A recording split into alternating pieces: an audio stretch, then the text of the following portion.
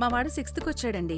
School మార్చాలి. ఎన్ని facilities ఉంటే ఏం లాభం? సబ్జెక్ట్లో అసలు స్టాండర్డ్సే లేనప్పుడు. మా అమ్మాయి స్కూల్లో అకాడమిక్స్ ఓకే అండి, కానీ అది తప్ప ఇంకేమీ లేదు. గ్రౌండ్ చాలా బాగుంది, కానీ వేరే యాక్టివిటీస్ చాలా వీక్. కంగారు పడకండి. రెసిడెన్స్ స్కూల్స్ తో మంచి చదువుతో పాటు all round development. Right age లో రైట్ ఫౌండేషన్ తో రెసిడెన్స్ స్కూల్స్ ఇప్పుడు హైదరాబాద్ అంతటా. మీరు ఏ వృత్తిలో ఉన్నా, ఉద్యోగంలో ఉన్నత స్థానాలకు చేరాలంటే ఒక విషయం గుర్తుంచుకోండి, ఎప్పుడూ అప్డేటెడ్గా ఉండాలి. మీ రంగంలో ఎంత అనుభవం ఉన్నా మార్పులు వస్తూనే ఉంటాయి. వాటిని గమనిస్తూ కొత్త నైపుణ్యాలను నేర్చుకుంటూ ముందుకు వెళ్ళాలి. నాకు అన్నీ తెలుసు అనే ఆలోచనే వెనకడుగు, ఇంకా నేర్చుకోవాలి అనే ఆలోచనే ఎదుగుదల. ఇంకో ముఖ్యమైన విషయం, ఎప్పటి పని అప్పుడే పూర్తి చేయడం అలవాటు చేసుకోండి. డిలే చేసే అలవాటు భవిష్యత్తునే డిలే చేస్తుంది.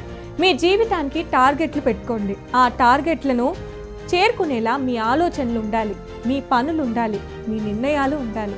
మరి సహోద్యోగులతో పోటీ ఉండాలి, కానీ అది ద్వేషంతో కాదు, ఆరోగ్యకరమైన పోటీగా ఉండాలి.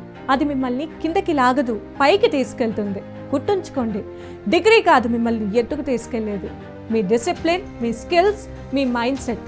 ఎదుగుదల ఒక రోజు జరగదు, రోజు చేసే చిన్న ప్రయత్నాలే మీ భవిష్యత్తును నిర్మిస్తాయి.